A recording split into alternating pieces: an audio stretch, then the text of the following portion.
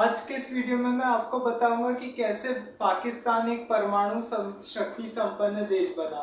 आपने भारत के बारे में तो सभी जानते कि भारत ने ऑपरेशन शक्ति और स्माइलिंग बुद्धा के नाम से एक ऑपरेशन किया था। दो पोखरण में न्यूक्लियर टेस्ट किया था, 2 बार किया था। एक 1974 में किया था और एक 1998 में किया था। लेकिन पाकिस्तान कैसे न्यूक्लियर पावर बना, इसकी कहानी बहुत इंटरेस्टिंग है। क्यों, इसके बारे में भी हम आज पूरा जानेंगे। और सबसे बड़ी बात इसमें हम जानेंगे डॉक्टर AQ खान के बारे में। डॉक्टर AQ खान, जिनको बहुत सारे लोग पाकिस्तान का father of nuclear power of Pakistan भी बोला जाता है इनको।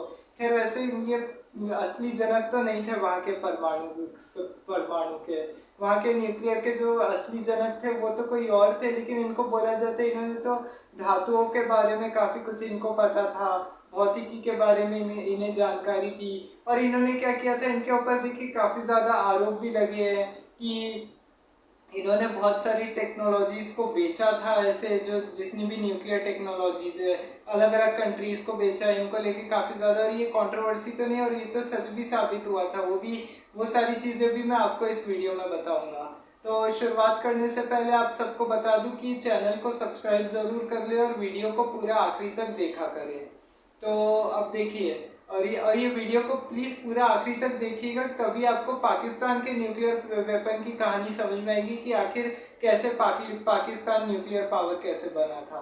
तो चलिए शुरुआत करते हैं। शुरुआत में पहले थोड़ा सा AQ खान के बारे में जान लीजिए कि डॉक्टर AQ खान कौन थे। तो AQ खान जो थे, इनका जो जन्म है वो 1936 में हुआ था, भारत में ही हुआ था। लेकिन शुरुआती स्कूली शिक्षा इन्होंने भारत में की। जब जब भारत पाकिस्तान का बंटवारा हुआ 1947 में, तो इनके परिवार के कुछ लोग है ना यहाँ से चले गए थे पाकिस्तान चले गए थे। मतलब पाकिस्तान थोड़े बहुत ही लोग गए, ज़्यादातर ऐसे इनका पूरा परिवार तो भारत में ही रहा। लेकिन थोड़े बहुत लोग यहाँ से पाकिस्तान गए थे इनके फैमिली के, और वहीं पे सेटल हो गए थे। लेकिन इन्होंने अपनी स्कूली शिक्षा यहीं पे की, स्कूल की पढ़ाई के बाद फिर इन्होंने 12th पास की। और 12th पास करने के बाद ये यहाँ से गए बेल्जियम चले गए। बेल्जियम में वहाँ पे पढ़ाई की। बेल्जियम से फिर उन्होंने डिग्री हासिल की। इन्होंने धातुओं के बारे में, मेटल्स के बारे में पढ़ाई की कि इन पे रिसर्च किया, काफ़ी कुछ किया। फिर उसके बाद यहाँ से ये गए, वहाँ की एक और सबसे बेस्ट यूनिवर्सिटी थी, जर्मनी चले गए। फिर उसके बाद जर्मनी चले गए। उस समय ये यूरोप में रहा करते थे। तो यूरोप में तो उसके बाद भी इन्होंने आगे मास्टर्स किया, जो इंजीनियरिंग में मास्टर्स होता है ना, जैसे सेम वैसे ही इन्होंने भौतिकी में मास्टर्स किया। और उसके बाद आगे आगे उस पर भी और ज़्यादा रिसर्च करने लगे। तो ये ऐसे करके ये तो 15 साल समझ लीजिए यूरोप में ही रहे। उसमें से 10-12 साल तो इन्होंने अपनी हायर एजुकेशन में लगा दिए, पढ़ाई करने में लगा दिए। फिर उसके बाद जब इनकी पढ़ाई हुई, तो पढ़ाई होने के बाद फिर क्या हुआ कि ये पाकिस्तान आ गए। अब उसके बाद क्या हुआ कि ये बेल्जियम गए। बेल्जियम के बाद वहाँ पे इन्होंने एक कंपनी ज्वाइन कर ली। जब यहाँ पे एक कंपनी ज्वाइन कर ली, तो यहाँ पे इन्होंने न्यूक्लियर वेपन्स के बारे में पढ़ा और काफ़ी ज़्यादा रिसर्च किया। फिर उसके बाद डच गए। डच से वहाँ पे डच से है ना इधर यहाँ पे एक और कंपनी ज्वाइन की, वहाँ पे उन्होंने और चीज़ें सीखी। अब यहाँ से क्या हुआ कि ये धीरे धीरे करके सारे ये जितने भी न्यूक्लियर टेक्नोलॉजीज है, इस सबको चुराने लगे। और देखिए कंपनी, और ये बात कंपनी को कैसे पता चली, कुछ टाइम तक तो देखिए ये बात किसी को पता नहीं थी कि ये न्यूक्लियर वेपन्स चोरी करते हैं या जो भी काम करते हैं, इस बारे में तो देखिए किसी को नहीं पता चला। अब फिर उसके बाद क्या हुआ कि जब धीरे धीरे करके फिर क्या हुआ कि एक दिन क्या हुआ कि इनके ऑफिस में डच में एक फोटोग्राफर था, इन्हीं के बाजू में बैठता था, सारी चीज़ें देख रहा था, काम करता था। तो उसने एक दिन जाके कंपनी वालों को बता दिया कि देखिए आपकी कंपनी में इस तरीके से चोरी हो रही है, न्यूक्लियर टेक्नोलॉजी आपकी कोई चुरा रहा है। तो इससे अच्छा है कि आप है ना इस पे देखिए कार्रवाई कीजिए। तो लेकिन उस समय क्या हुआ कि जब ये कंपनियों को ये बात बोली गई, तो सबने बोला कि हाँ ऐसा तो हो ही रहा होगा। तो उन्होंने क्या किया कि वो उनको पकड़ा पकड़ा कंपनी ने उनको जेल में डाल ही रहे थे। लेकिन उस समय क्या हुआ, यूएसए का ऐसा बोला जाता है कि जेल में नहीं डाला, कोई कार्रवाई नहीं हुई, क्योंकि यूएसए का प्रेशर आ गया। उस समय यूएसए की जो सेंट्रल एजेंसी थी CIA, उनका सबसे ज़्यादा प्रेशर था कि देखिए आप इनको है ना कम से कम अभी जेल में मत डालिए, क्योंकि उस समय कोल्ड वॉर की पॉलिटिक्स भी चल रही थी। तो कोल्ड वॉर की जब इधर पॉलिटिक्स चालू हो गई थी तो उस समय क्या हुआ था कि अमेरिका का इधर साथी था, ये अमेरिका का, पाकिस्तान उस समय इकलौता दोस्त था, तो उन्होंने बोला कि नहीं, कोल्ड वॉर का हमारा अमेरिका साथी है, हमको पाकिस्तान की जब जब जरूरत पड़ती है तो हमको पाकिस्तान की हेल्प लगती है, तो आप इसको जेल में मत डालिए। तो इससे क्या है, फिर आपकी बदनामी हो जाएगी, झूठ मूठ का है ना, आपके लोग, पूरी दुनिया आपको बोलेगी कि आपके यहाँ तो सिक्योरिटी भी नहीं है, कि आपकी न्यूक्लियर टेक्नोलॉजी भी चोरी हो जाती है, लोग ऐसा सोचते हैं। तो इससे अच्छा है कि आप इनको जेल में मत डालिए। अगर ऐसा कुछ भी हो रहा है तो भी ये सब चीज़ें एक बार ठंडे बस्ते में रख के काम संभाल लीजिए। तो ठीक है, ये बात खत्म हो गई। अब उसके बाद क्या हुआ कि ऐसे करके ये काफ़ी समय तक ये काम करते रहे, काफ़ी चलता रहा। लेकिन अब उसके बाद क्या हुआ कि 1971 में क्या हुआ, भारत पाकिस्तान के बीच में जब लड़ाई हो गई। अब जब भारत पाकिस्तान के बीच में इधर लड़ाई हो गई, अब उससे पहले लेकिन क्या हुआ था, आपको एक और बात बता दूं कि 1968 में एनपीटी भी लागू हुई थी। एनपीटी मतलब परमाणु अप्रसारित संधि, नॉन प्रेफरेशन ट्रीटी। इस ट्रीटी के तहत क्या था कि में बोला गया था कि है ना, जो 5 न्यूक्लियर देश है वो कभी अपने आप को, वो इसके अलावा पूरी दुनिया में और वही रहेंगे, और इसके और 1968 से पहले अगर देश न्यूक्लियर पावर है, वो मैंने आपको बताया था भारत के भी ऑपरेशन शक्ति पे मैंने है ना बनाया था, परमाणु के बारे में कि कैसा था। तो देखिए वो कैसे भारत परमाणु शक्ति संपन्न देश हुआ था। तो अब देखिए मैंने अब बताया था, अब ये एनपीटी के बारे में भी उसमें बताया था, ऐसी चीजें थी। तो भारत ने तो इसको साफ मना कर दिया था कि है ना, ऐसे तो हम साइन करेंगे नहीं। भारत ने भी एनपीटी साइन नहीं की, पाकिस्तान ने भी नहीं की थी। तो लेकिन अब उसके बाद क्या हुआ कि अब पूरी दुनिया को है ना न्यूक्लियर वेपन बनाने से इन लोगों ने मना कर दिया। अब फिर इसके बाद क्या हुआ कि 1971 में क्या हुआ, भारत पाकिस्तान के बीच में युद्ध हो गया ईस्ट पाकिस्तान को लेके।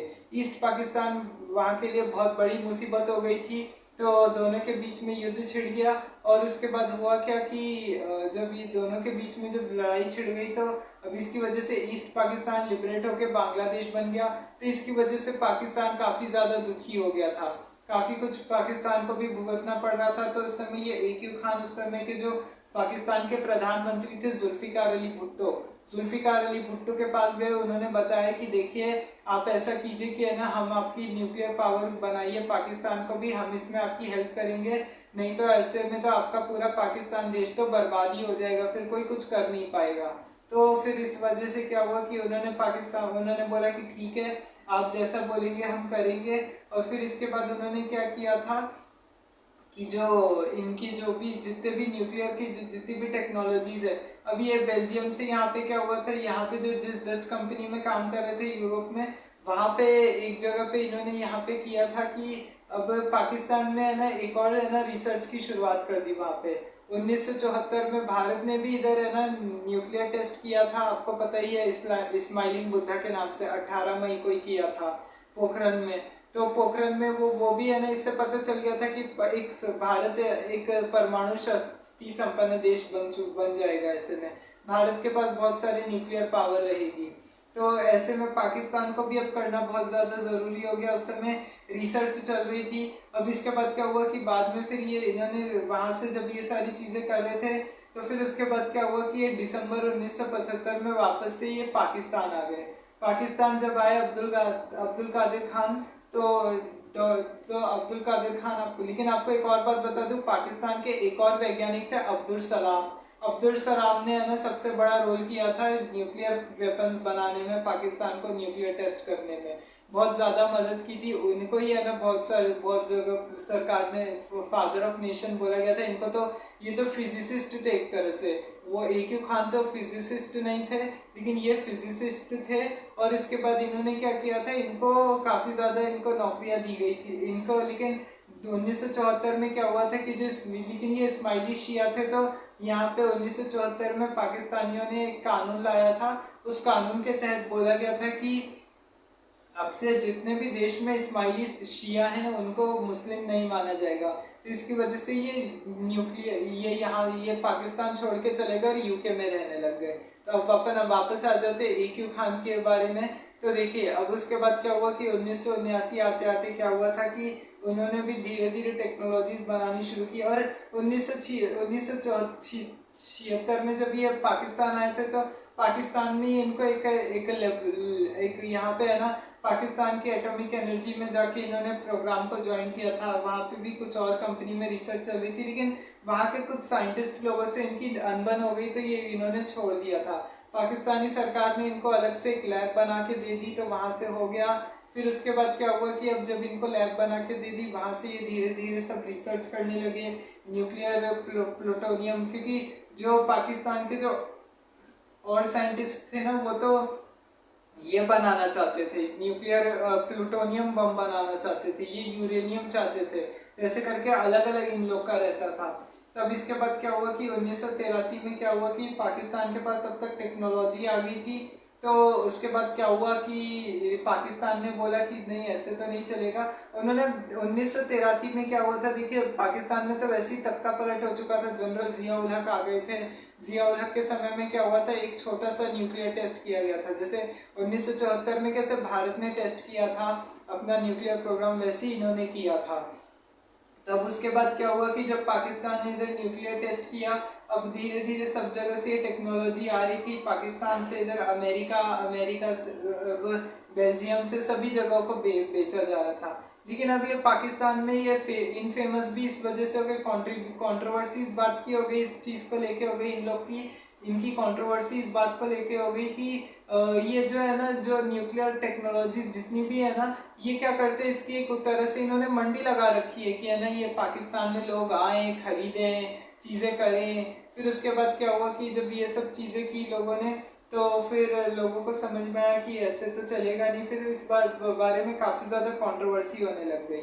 अब उसके बाद क्या हुआ कि भारत ने भी, आपको पता है, अब देखिए पाकिस्तान के पास टेक्नोलॉजी आ गई थी, कई सालों तक है ना पाकिस्तान ने इधर से करने नहीं दिया टेस्ट। क्यों? अब पाकिस्तान ने कोई इतने साल अपना न्यूक्लियर टेस्ट क्यों नहीं किया? क्योंकि देखो, न्यूक्लियर टेस्ट करना देखिए बहुत बड़ी बात हो जाती है, क्योंकि ये ऐसी, जिससे परमाणु बम तो ऐसा होता है कि जिसकी वजह से पूरी दुनिया खत्म हो सकती है।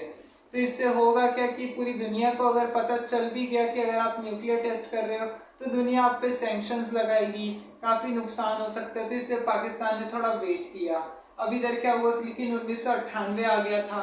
अब देखिए 1998 आ गया था, तो उसके बाद हुआ क्या, अब 1998 आने के बाद क्या, धीरे धीरे अब जैसे 11 मई और 13 मई को भारत में पोखरण में न्यूक्लियर टेस्ट किए गए थे, आप सब जानते हैं। तो जब पोखरण में यहाँ पे न्यूक्लियर टेस्ट किया गया, तो उसके बाद हुआ क्या, जो न्यूक्लियर टेस्ट किए गए, तो इस न्यूक्लियर टेस्ट की वजह से ये यहाँ पे जब न्यूक्लियर टेस्ट हुए थे, तो फिर पाकिस्तान ने उसके 15 दिन बाद चकाई डिस्ट्रिक्ट में, बलूचिस्तान के पास एक जगह, बलूचिस्तान में एक चकाई नाम की जगह है, वहाँ पे 28 और 30 मई को है ना, 2 चकाई 1 चकाई 2 2 टेस्ट किए वहाँ पे।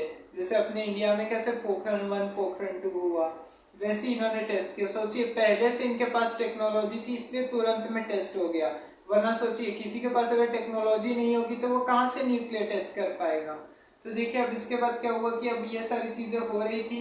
अब 1996 में इनको एक 90s के एरा में इनको पाकिस्तान के कई अवार्ड मिले, जैसे इम्तियाज़ पाकिस्तान वगैरह वगैरह, और भी एक दो पाकिस्तान, जैसे भारत का कैसे सिविलियन अवार्ड्स होता है,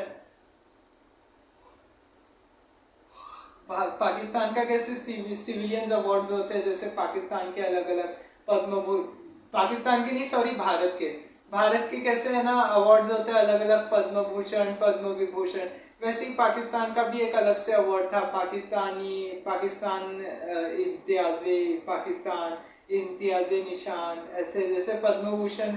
एक और अवार्ड होता है निशाने पाकिस्तान, लेकिन निशाने पाकिस्तान की इतनी वैल्यू नहीं है, वो ज़्यादा लोगों को नहीं दिया गया था, वो फॉरेन के कुछ लोगों को ही दिया गया, जैसे चीन के राष्ट्रपति को दे दिया गया कभी, तो कभी सऊदी अरब के क्राउन प्रिंस। भारत के पूर्व प्रधानमंत्री श्री मोरारजी देसाई को भी, यहाँ पे आपको एक और बात बता दूं, निशाने पाकिस्तान से सम्मानित किया गया था। मोरारजी देसाई भी बहुत अच्छे प्राइम मिनिस्टर है। और अब यहाँ पे इन्होंने काबूतार के पास भी एक न्यूक्लियर प्लांट लगवाया था पाकिस्तान ने। मोरारजी देसाई ने उसमें बहुत बड़ी गलती की थी, आप सब जानते हैं।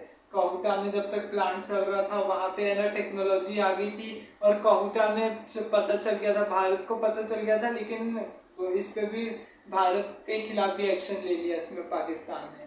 तो ऐसे करके 1998 में इधर ये इन्होंने टेस्ट कर लिया।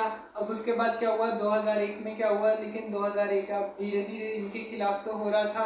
अब सारी चीज़ें क्या हो की है ना, अमेरिका ने क्या किया कि पाकिस्तानी सरकार को, अब देखिए पता कैसे चला कि है ना, अमेरिका को भी कैसे पता चला कि ये बहुत सारी न्यूक्लियर टेस्टिंग करते हैं या फिर ये न्यूक्लियर टेक्नोलॉजीज बेच रहे हैं।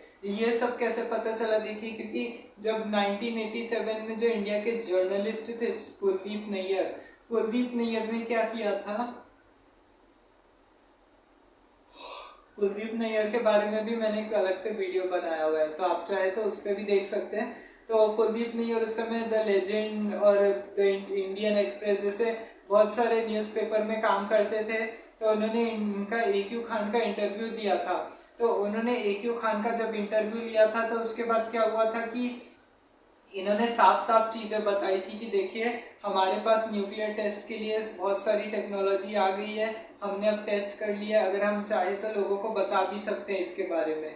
मतलब वो पाकिस्तान एक तरह से भारत को ये मैसेज देना चाह रहा था कि अगर आप चाहें तो हम अभी भी अगर चाहें तो टेस्ट कर सकते हैं, न्यूक्लियर टेस्ट अभी भी, लेकिन हम करते नहीं हैं क्योंकि देखिए अभी हमारी इतनी कैपेसिटी नहीं है करने की। मतलब वो भारत को एक तरीके से संदेश दे रहे थे। कुलदीप नैयर के इंटरव्यू में ये बात बोली थी AQ खान ने। तब उसके बाद क्या हुआ कि 2001 में पाकिस्तान में तो इनको हीरो माना जाता था, लोग इनके साथ रहते थे, इनको काफ़ी ज़्यादा सराहाया हुआ था लोगों ने। तब इसके बाद क्या हुआ कि अब USA को भी अब क्या हुआ, डर लगने लग गया।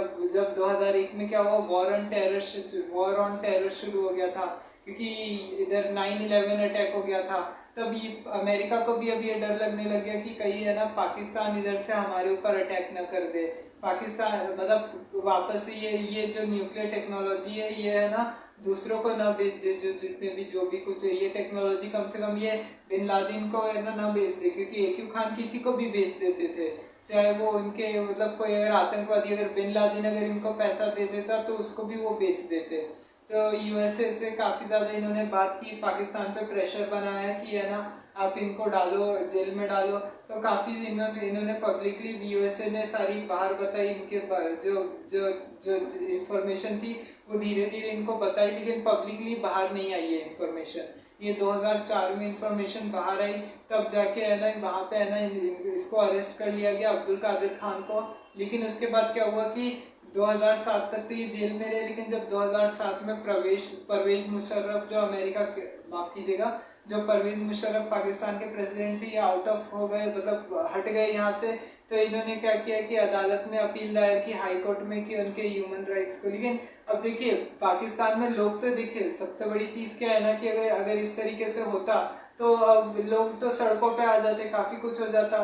तो इनको है ना लाइव टीवी पे लाया गया सबसे पहले देखिए, आपको देखा कुछ चीज़ें बताना भूल गया मैं इसमें। सबसे पहले इनको लाइव टीवी पे लाया गया। लाइव टीवी पे लाने के बाद क्या हुआ कि इनसे सारी चीज़ें जानकारी दी, इन्होंने प्रॉपर बताया कि हाँ उन्होंने बहुत सारे देशों को न्यूक्लियर टेक्नोलॉजी बेच दी है, काफ़ी इन्होंने इसमें बहुत बड़ा रोल किया है, ये सारी चीज़ें इन्होंने बताई, इन्होंने प्रूफ की। और फिर उसके बाद क्या हुआ कि सरकार ने इनके को माना, इनके ऊपर मुकदमा चलाया गया 2004 में इनको अरेस्ट कर, क्योंकि लोग तो इनको हीरो मानते थे, तो अगर इनको अरेस्ट कर लिया जाता तो फिर इनके खिलाफ फिर है ना वारंट जारी हो जाता, तो मुश्किल हो जाता फिर ऐसे में।